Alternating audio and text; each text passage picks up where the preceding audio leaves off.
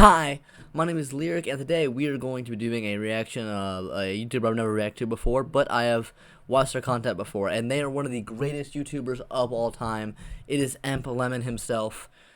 Okay, if you have not watched EmpLemon before, uh, stop what you're doing right now.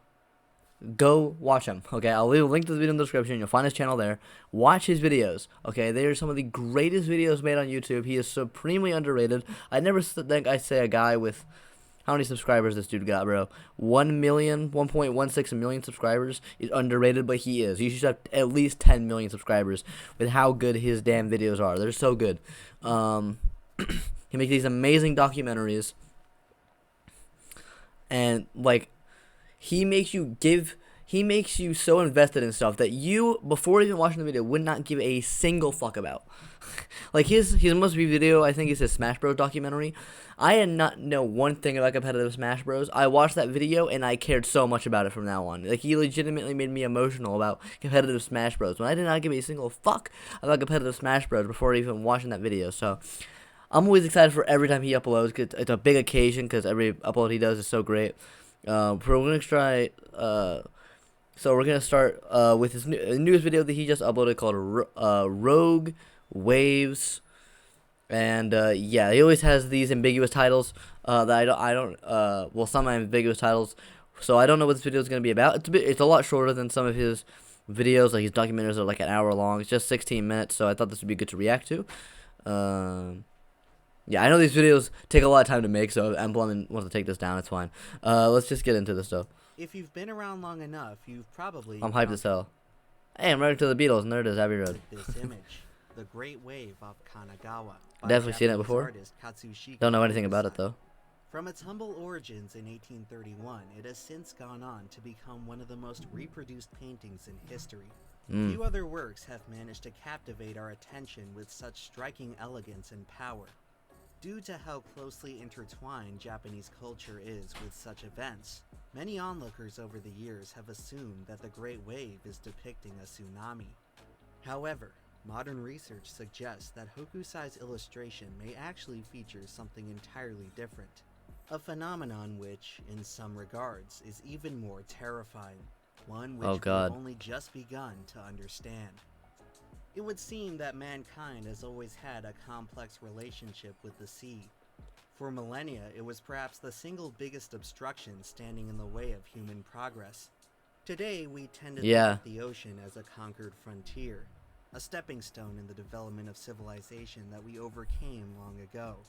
We've only explored like 10% of it. It's easy to lose sight of just no, I think less, like 5%. The mastery of maritime travel was achieved. It's common knowledge that human beings now exist pretty much everywhere on the planet, but that wasn't always the case. For the first 90% of our existence, the ocean served as an impassable barrier, restricting us to the Eurasian landmass. It was only through the onset of Ice Age events when we could access new territory through temporary land bridges. Islands and especially remote places continued to elude us for millennia. The prospect of crossing deep water for long distances proved far too daunting until significant strides in watercraft could be made. It took until 5,000 years ago before the Caribbean islands saw their first inhabitants. Madagascar was actually insane. 2,500 years ago, and New Zealand. That's even more insane because it's like a gigantic landmass and it's right next to where humans started out in Africa. Saw its first settlers within the last millennium. That's actually crazy. Like literally, the Battle of Hastings happened and there were just no people in New Zealand. Even then, no one else on the planet had any idea that these places existed. Only after the advent of maritime trade routes did the true scope of civilization become known. By the 1500s, man would successfully circumnavigate the globe, allowing for the creation of the first comprehensive world maps. When it comes to old maps, it's interesting to watch them gradually start to become more accurate over time.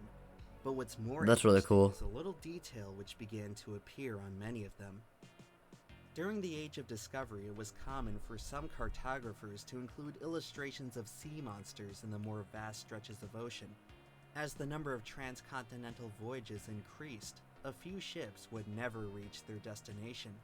With no way of knowing what happened to them, our imaginations were left to run wild.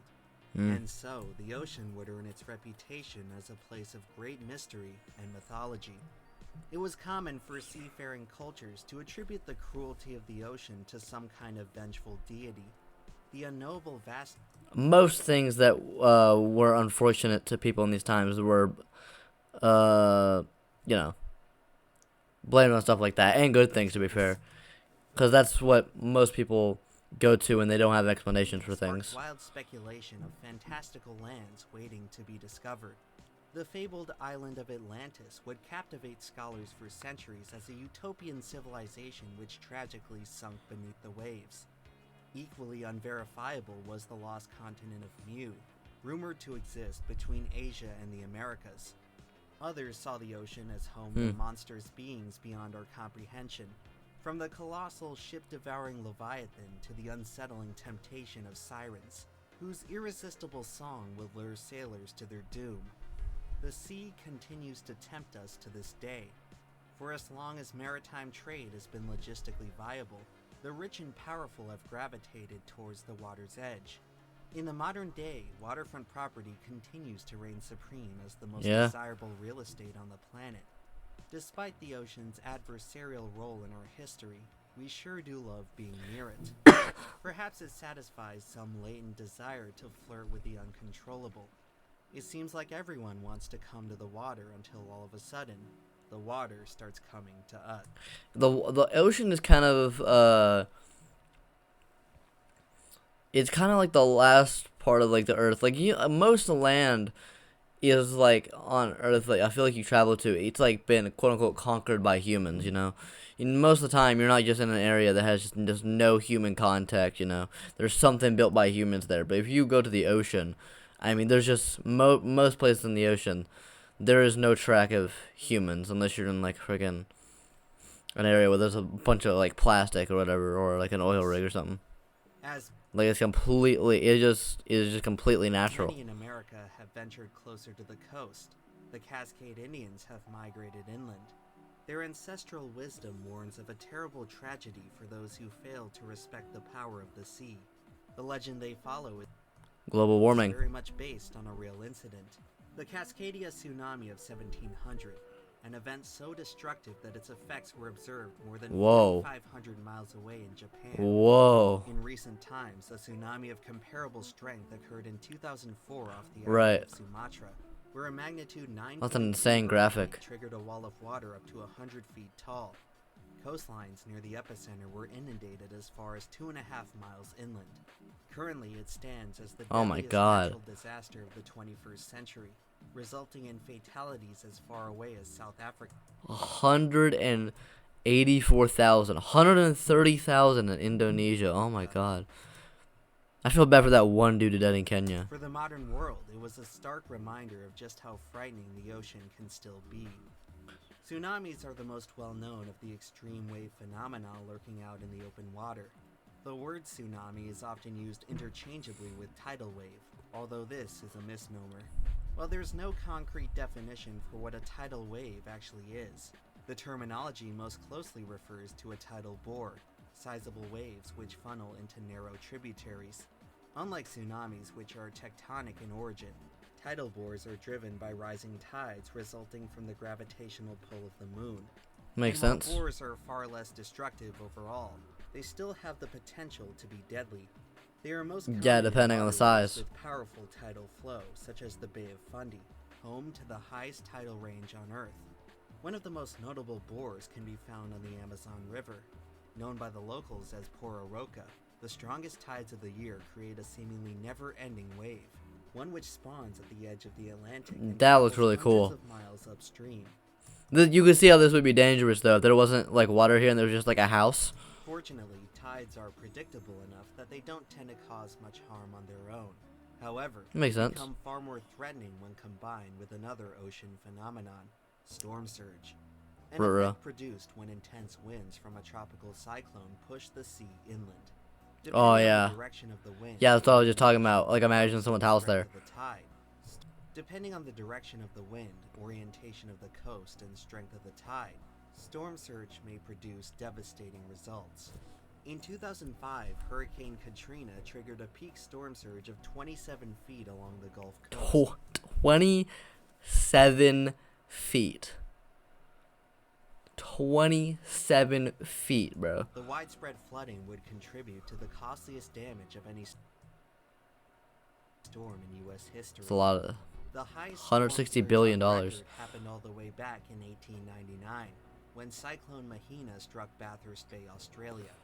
Considered among the most powerful storms to ever make landfall, it summoned an astounding 43-foot-tall surge.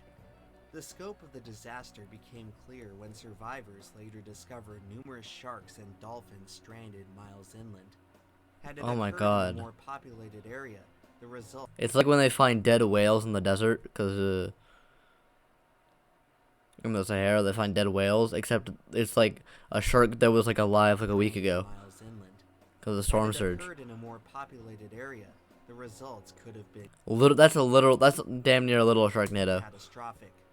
Storm surge, along with tidal bores and tsunamis, are commonly regarded as the most hazardous nautical events. These three phenomena contribute to by far the greatest quantity of oceanic casualties.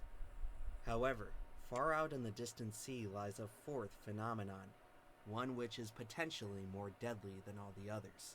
Uh-oh. In 1826. 1826, French explorer Jules d'Urville presented an eyewitness report of a series of waves he encountered in the Indian Ocean. Their estimated height was monumental, believed to be in excess of 100 feet. After hearing the testimony, the scientific community was highly skeptical. The understanding of physics at the time found it impossible for any wave to exceed even a third of the height that d'Urville had reported. The concept alone was treated as ludicrous. Colossal waves spawning way out in the open water that are magnitudes taller than all the others. It sounded like a fairy tale. And so, the matter was almost entirely ignored. How does he think of the concept for these videos, man? Oh my God, he's just so amazing. 169 years later. North Sea recorded something unusual. Nice.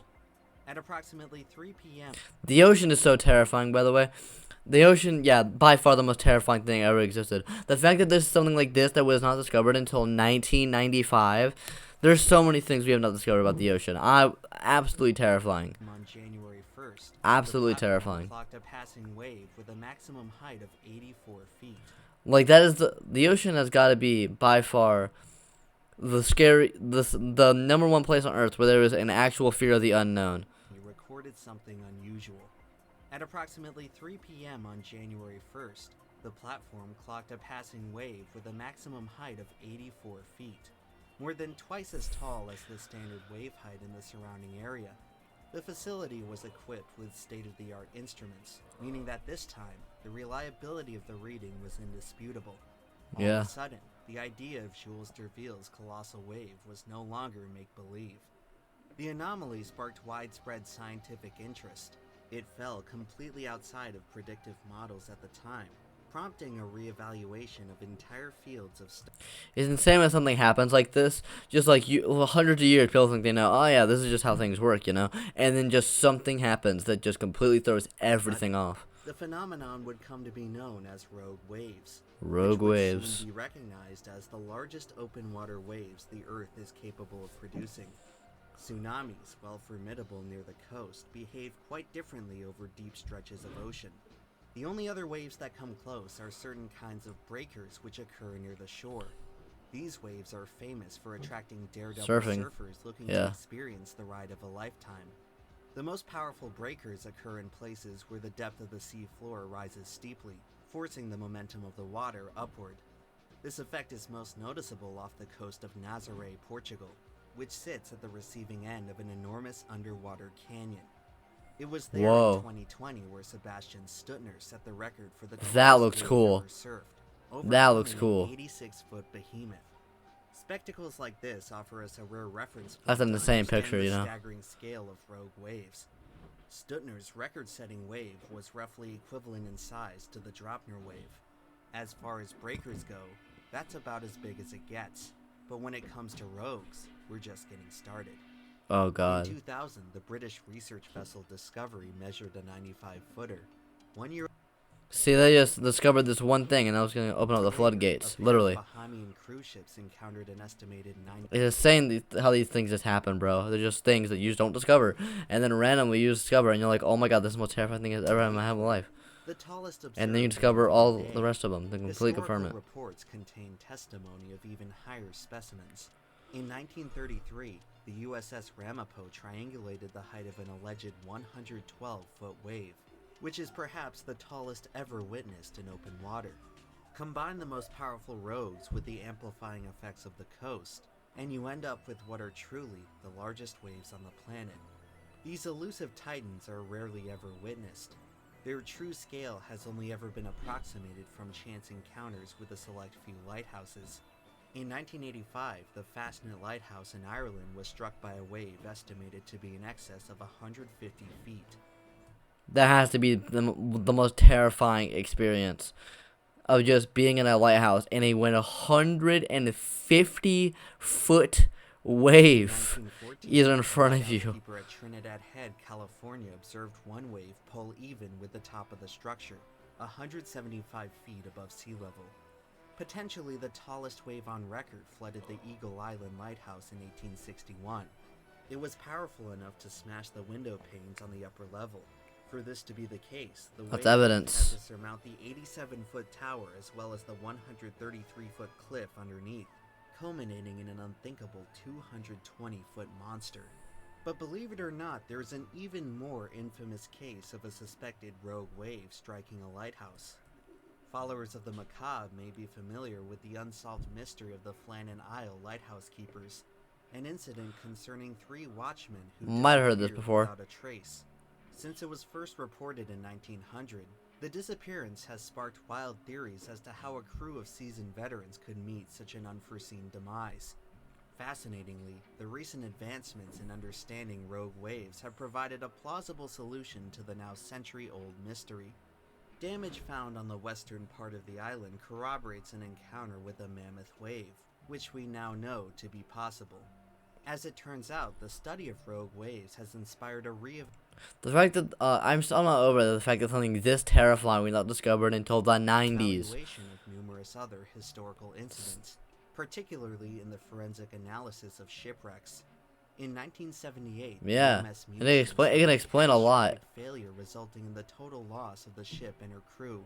Because there's so many unknown ship mysteries, and just not knowing something like that, and then discovering it later, that can make a lot of things make a lot more The sense. German cargo vessel was considered state-of-the-art at the time, making its demise highly unusual. It took another 25 years until a rogue wave emerged as the most plausible cause of the tragedy. A similar conclusion would be reached about the sinking of the MV Derbyshire, the largest British vessel to ever be lost at sea. A closer review of various maritime logs revealed that rogue waves were quite a bit more common than originally thought. Across the 20th century, numerous voyages had reported run-ins with the phenomenon, including the ill-fated Lusitania. The surprising frequency World War of I. encounters raises the question of how it took so long for the matter to be investigated. Right. A question which leads to a rather disturbing implication. It would seem that the reason rogue Is he gonna say that everyone that experienced a rogue wave before in history died? waves were rarely ever reported was due to how those who saw them almost never lived to tell the Yeah, that's gotta be the most Oh, that's a terrifying thought. Because if that hundreds of years that they were never discovered because anyone who ever saw them died, we're not able to survive them. Is there things in the modern day that have they've been discovered, but no one knows about it because everyone who's discovered it hasn't made it past it. That's a terrifying thought. With the power to capsize even our modern-day steel vessels, the wooden ships of old hardly stood a chance. Across the history of maritime travel, it's entirely possible that rogue waves may have been the most unsurvivable force that any sailor could encounter. They have likely contributed to countless fatalities that we may never be able to... If they figure out what areas are most prone to rogue waves, maybe the Bermuda Triangle is just a really prone area to rogue waves. Maybe that just explains a lot. The remarkable difficulty of documenting rogues presents a significant challenge in studying them. They occur so randomly and infrequently in the wild that scientists can sparsely measure them with any sort of reliability. Regardless, the potential risk that rogue waves pose to the shipping industry Oh my God. has maintained a vested interest that they are understood further. Currently, there are numerous theories as to the specific cause of the phenomenon. Some researchers believe the matter to be as simple as constructive interference. Others consider more complex dynamics at play. But until substantial strides in data collection can be achieved, it's unlikely that we will reach any sort of definitive conclusion. Rogue waves, at least for the time being, continue to be quite the enigma. The same could be said for the ocean. Anything that in 2023 in nature does not have a solution is terrifying. Most of which remains vastly unexplored. After all this time, it still has the uncanny ability to make our imaginations run wild. Despite all of our progress towards mastering the sea, we are constantly reminded that it must not be underestimated. To this day, the ocean persists as a profoundly daunting domain. It stands as a defiant the one place on Earth that humans have not conquered. Reminder of how much we have yet to understand. At any given moment, only a minuscule fraction of the sea falls within the watchful eyes of man. What lies beyond continues to prevail as one of the last great mysteries of the modern age. It's impossible to know just what else may be lurking out there, waiting to be discovered. The ocean is still full of surprises, some of which may have been hiding in plain sight all along. Wow. Another banger. Another great video. Oh my God. Oh, and bring it back to the painting. And bring it back to the painting. It all makes sense. It all makes sense. Oh my God. I can't with this dude's videos, brother. So I cannot describe how good this guy's videos are. Okay. Everyone go watch this, please. This was absolutely amazing. Absolutely amazing. Yeah, I don't have much to say other than this has very terrifying implications on everything. As everything I said from everything I said in this video, and yeah, bye.